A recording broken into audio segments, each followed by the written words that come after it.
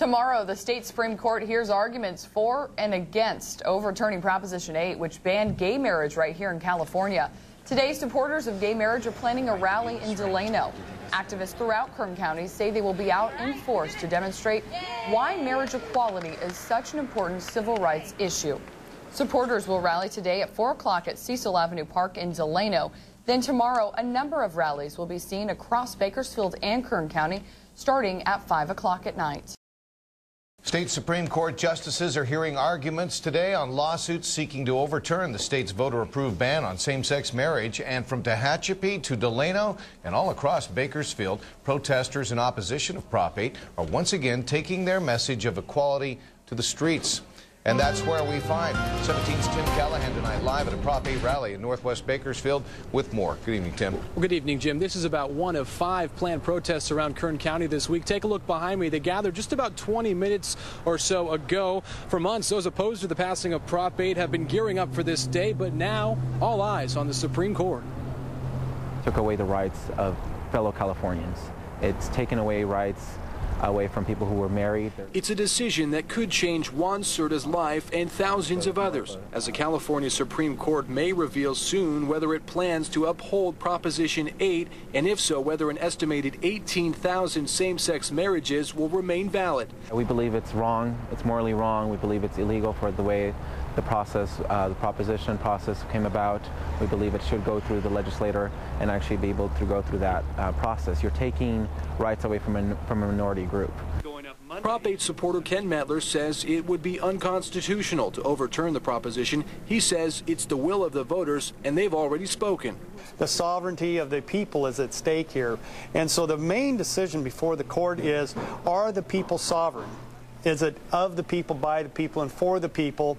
Or can we allow one branch of government, perhaps the judiciary, to overrule that? The court has already drafted a decision with at least 3 justices willing to sign it, but Ken Metler says he's standing his ground and hopes the Supreme Court will do the right thing. Those of us that support traditional marriage are hoping that in this case they uphold the will of the people, and that is a very, very big decision and goes to the heart and soul of our country. Still, Juan Cerda and others say they're in it for the long fight.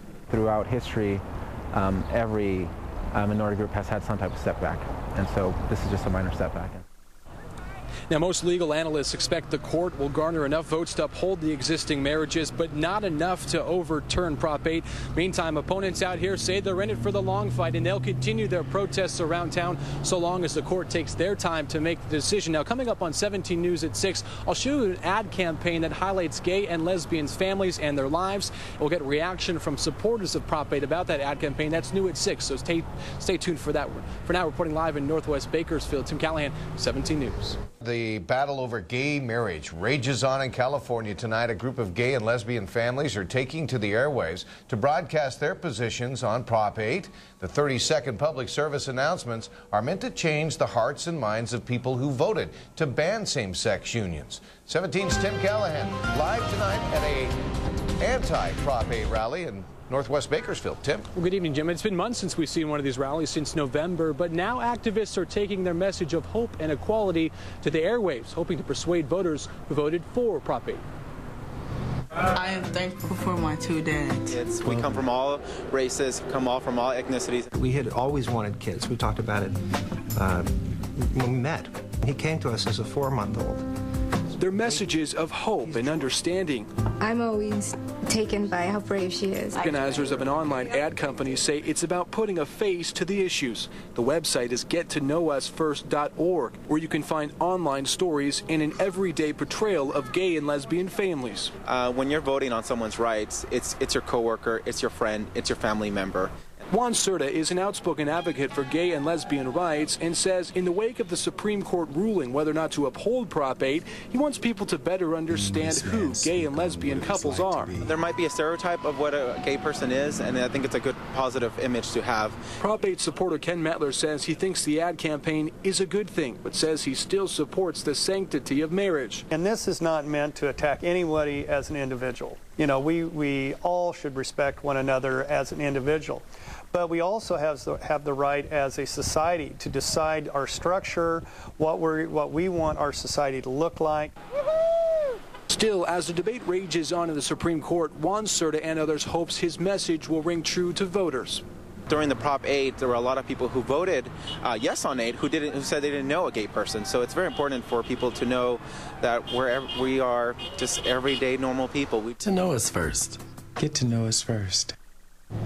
And you can expect to see those ads on the airwaves sometime soon. You can also go to that website to see those commercials. Meantime, as for protesters, they say they'll continue to hit the streets so long as the Supreme Court waits to make their decision. We're live tonight in Northwest Bakersfield. Tim Callahan, 17 News. Cambiando de tema, los jueces de la Corte Suprema de California oyeron demandas que intentan revocar la prohibición de casamientos de parejas del mismo sexo. Esto mientras miles de personas se manifiestan frente al tribunal. Los defensores de los derechos de homosexuales dicen que la propuesta 8 fue planteada a los votantes de manera irregular o al menos prematura. En cambio, los oponentes dicen que la iniciativa fue aprobada correctamente y que sería injusto que los jueces revoquen los resultados de una elección justa.